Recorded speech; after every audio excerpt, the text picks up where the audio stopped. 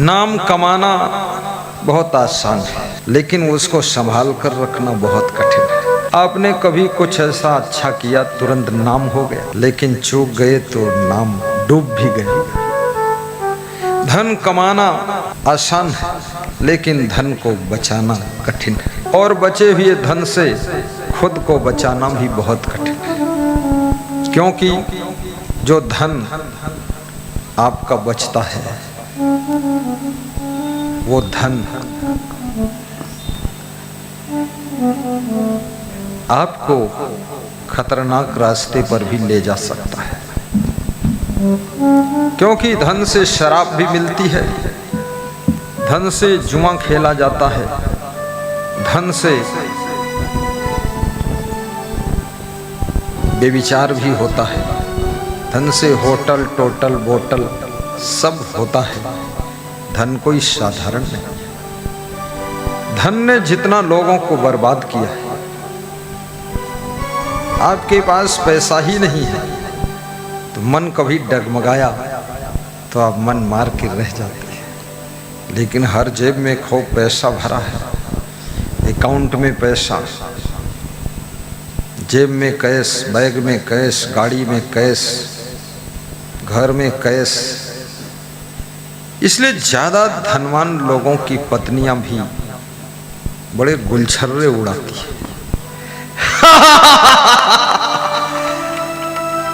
और धनवान लोगों के बेटा और बेटी नाजायज फिजूल खर्ची करते हैं। बहुत धनवान के घर में साधु का घुसना बहुत कठिन है।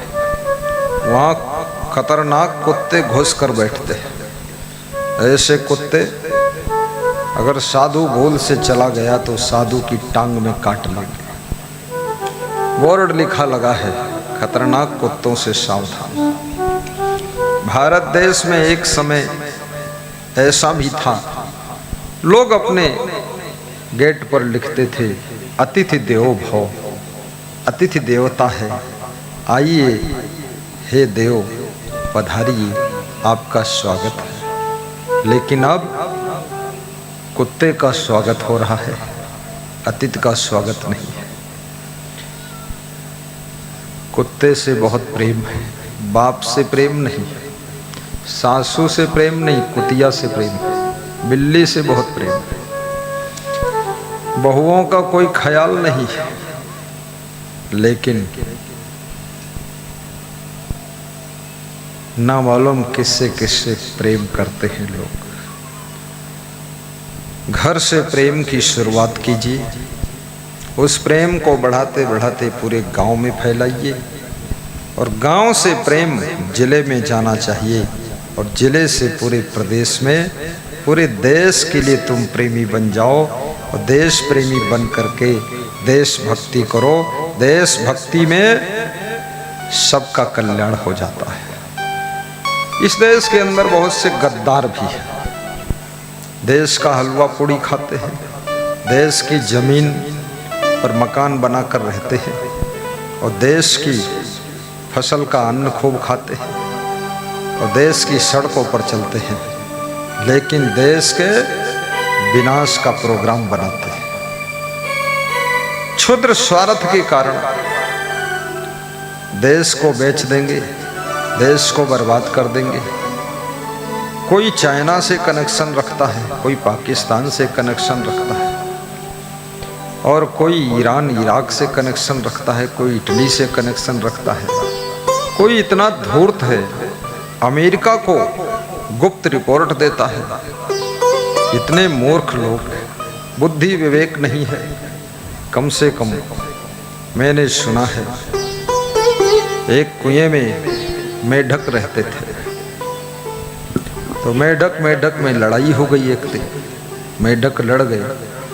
लड़ना जीव का स्वभाव है, लड़ जाता है। मेढक भी लड़ जाते हैं, सांप लड़ जाते हैं, पंछी लड़ जाते हैं, जानवर लड़ जाते हैं, आदमी से लड़ जाता है, नेता से लड़ जाता है, डॉक्टर से लड़ाई हो जाती है, और स्त्री पुरुष लड़ जाते हैं। सास बहू में तो घमासान बंद ही नहीं हुआ। महाभारत तो खत्म हो गई, लेकिन घर घर की महाभारत आज तक खत्म हुई नहीं है। सास बहू सब खत्म हो गई। जो नई सास बहू आई उन्होंने फिर नई महाभारत शुरू किया है। और पिता पुत्र में भी टकराव रहता है।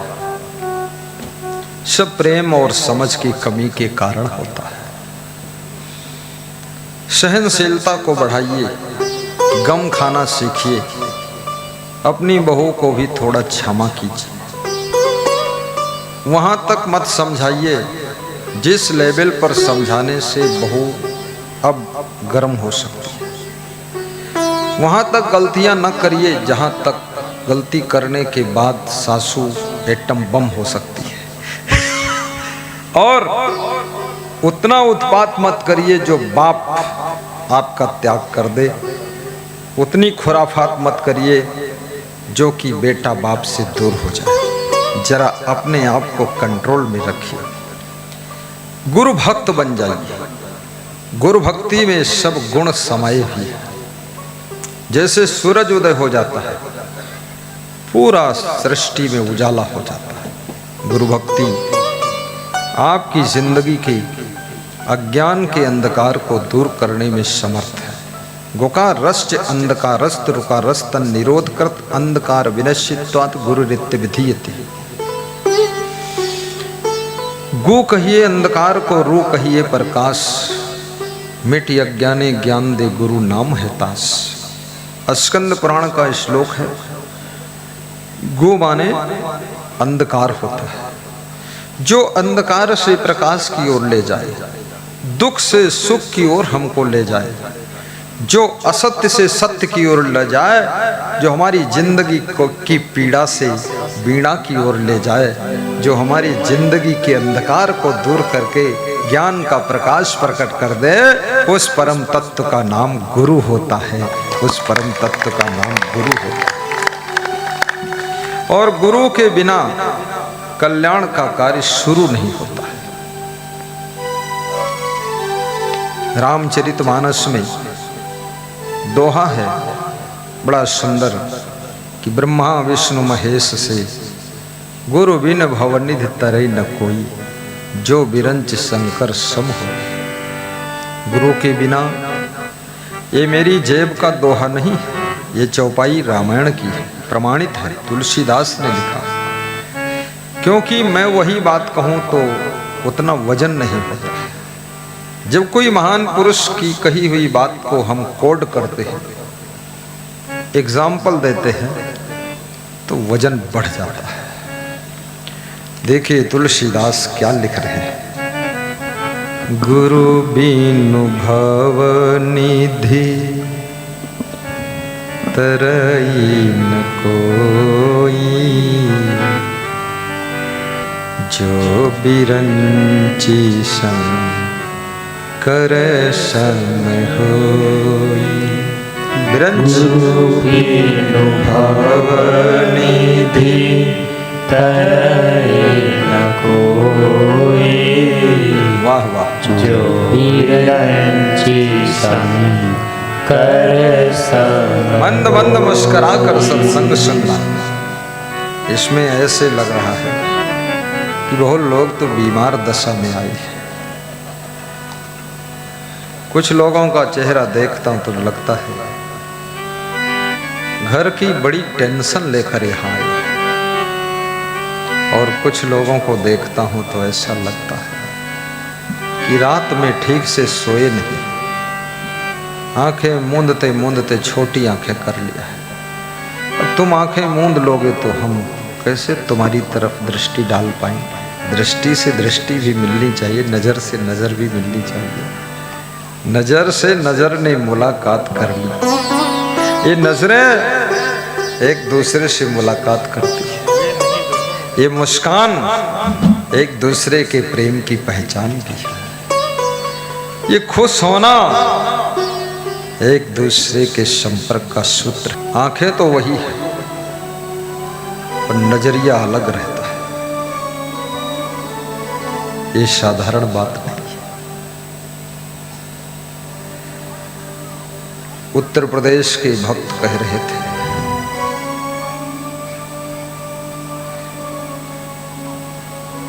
ये उत्तर प्रदेश ही है, उनका जिला शायद जौनपुर था। उन्होंने बताया आपकी गाड़ी निकली थी और गाड़ी में आप बैठे थे, मैंने देख लिया था, वहीं से ठान लिया था गुरु इनको बनाऊंगा। बोले आपसे मिलने में, पहुंचने में आपके पास में 5 साल लग गए। पोस्टर देख करके भी जो दीवार में चिपके हैं गुरु के फोटो, इसमें ऐसे कितने लोग हैं जो दीवार में चिपके हुए पोस्टर के फोटो को देखा है या खंभे पर टंगे हुए फोटो को देखा है? जरा हाथ ऊंचा करके बताइए, जिसने जिसने देखा है।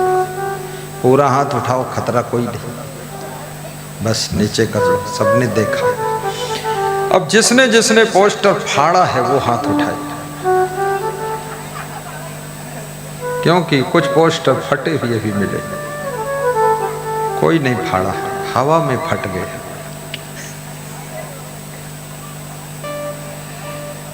जिसने पोस्टर देख करके पोस्टर को भी नमस्कार किया, चित्र को देख करके भी यदि आपने प्रणाम कर लिया है, तो याद रखना आपकी जिंदगी का परिणाम भी सुंदर आ सकता है, परिणाम सुंदर आ सकता है। माँ को प्रणाम करोगे, पिता को प्रणाम करोगे, बड़ी बहन को प्रणाम करो, भाई को प्रणाम करो, सास ससुर को प्रणाम करो, इसका परिणाम भी बहुत सुंदर आने वाला है। कोई परस्पर में नाराजी हो जाए तो भी प्रणाम करना बंद ना करना, नमस्कार जारी रहना चाहिए। और अनावश्यक किसी के ऊपर संदेह भी मत करो, क्योंकि अंदर जब संदेह उठने लग जाते हैं तो उसके प्रति प्रेम घटने लग जाता है।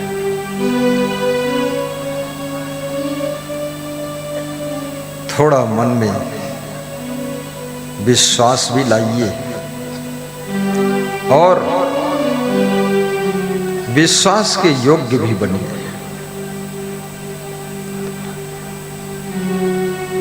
संदेहात्मक आपका चरित्र है, आपका हाव भाव, आपके क्रियाकलाप, आपका उठना बैठना, आना जाना, ये विश्वास को जन्म देने वाला होना चाहिए।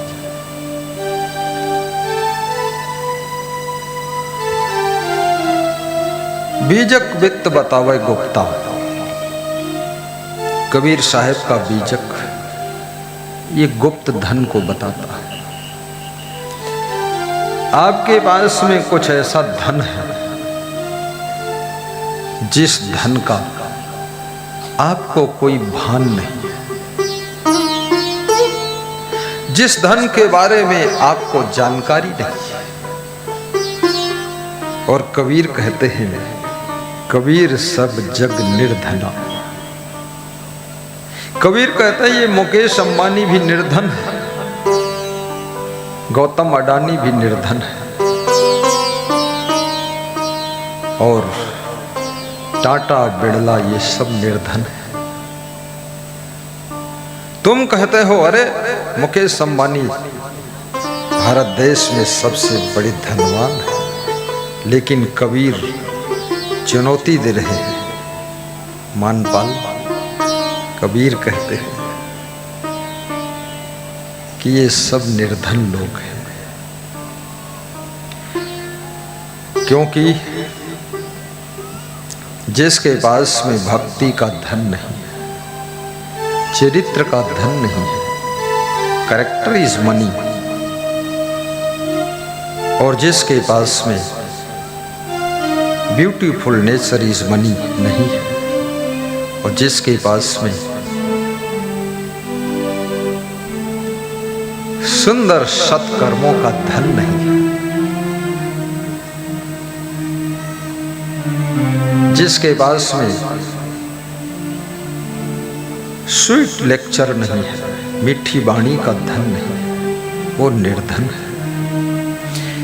जिसके पास में धर्म का धन नहीं है,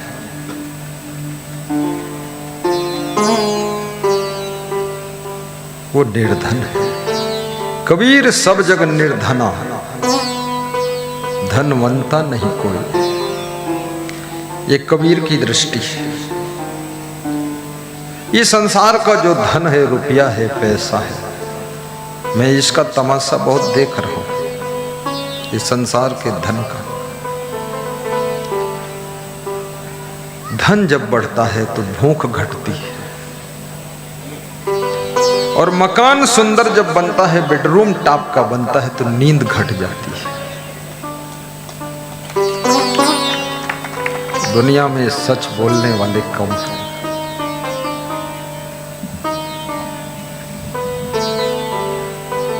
और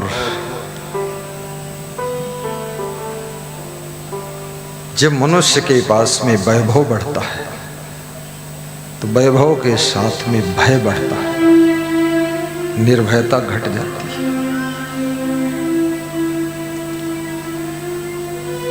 और जब विवाह हो जाता है तो चिंता बढ़ती है, और दोनों को चिंता बढ़ती, पति पत्नी को। इसलिए जो लड़कियां विवाह से पहले खूब खिलखिलाती थी, हंसती थी, किलकारी मारती थी, बिना जरूरत के भी मुस्कराती रहती थी, पेड़ पौधे को देखकर भी हंसती थी, शादी होने के बाद बड़ी गंभीर हो जाती है, सीरियस हो जाती है, और धीरे धीरे पत्नी बनकर सीरियस होना शुरू होता है। जब माँ बनती है तो और सीरियस, फिर जब सासू बनती है तो इतनी सीरियस हो जाती है कि हॉस्पिटल में भर्ती भी हो जाती है। ये बहुत खतरनाक है। और जब ये लड़कियां मुस्कराती हैं, लड़के मुस्कराते, तो मैं सोचता हूं बस थोड़े दिन मुस्करा लो, उसके बाद तूफान आने वाला है। खूब बाल सजा लो, गाल सजा लो, ओंठों में लाल पीला काला रंग लगा लो, फिर ऐसा रंग बरसेगा कि जिंदगी भर डूबी रहोगे। खूब जीन्स की पैंट पहनो, टाइट पहनो, राइट पहनो, व्हाइट पहनो, दर्द आने वाला है। फिर भजन गाओगे, गुरुजी पिलाई दे ज्ञान की बूटी, दर्द मोरे नस नस में। अब गुरुजी भी कितनी बूटी पिलाई जब नस नस में दर्द। सारी बूटी तुम ही पी जाओगे और सबके नस नस में दर्द, ये क्या पिएंगे। लखनऊ में एक कार्यक्रम गया, डॉक्टर अमर जी हैं, तो उनके यहाँ एक साधु आया था, भजन गा रहा था, गुरुजी पिलाई दे ज्ञान की बूटी, दर्द मोरे नस नस में। तो मैं ब्यास गाजी से उठ करके अपने विश्राम कक्ष में चला गया। मैंने कहा इसके नस नस में दर्द, ज्यादा देर बैठो मेरे भी दर्द पैदा कर देगा। दर्द मोरे नस नस में। क्या लोग भजन बनाते हैं। ये प्रेम की दर्द है, ये श्रद्धा की दर्द है। और प्रेम एक दिल से नहीं होता, दोनों दिलों से होता है। और प्रेम में यदि संदेह का कीड़ा प्रवेश कर जाता है तो संदेह दीमक की तरह प्रेम की लकड़ी को खाकर खोखला कर देता है। इसलिए ढाई अक्षर प्रेम का पढ़े सो पंडित हुए, पोथी पढ़ी पढ़ी जग मुआ पंडित हुआ ना। जीवन में प्रेम का बहुत बड़ा महत्व है। घर कितना सुंदर हो, लेकिन घर के मेंबर्स परस्पर प्रेम से ना रहे तो घर ऐसा लगता है पूरा नर्क है। आग जो लगी आकाश में, आग जो लगी संसार में, झर झर गिरे अंगार, और साधु न होते जगत में तो जर मरता संसार, जर मरता संसार। बाहर आग लगती है, दमकल मशीनें आकर के बुझा देती है। बोर चला दोगे, पाइप से बुझा दोगे, लेकिन जो भीतर आग लगी है वो कैसे बुझे? और आग भी किसी दूसरे ने नहीं लगाया है, आग भी तुमने लगाया है, और तुम ही जल रहे हो, तुम ही तड़फ रहे हो। बुझा नहीं पा रहे, बुझाने वाले को ढूंढ रहे हो, बुझाने वाला कोई मिलता नहीं। जो मिलता है और तुम्हारे भीतर की आग को धधका देता है, बुझाता कोई नहीं। सब अपनी अपनी आग में जल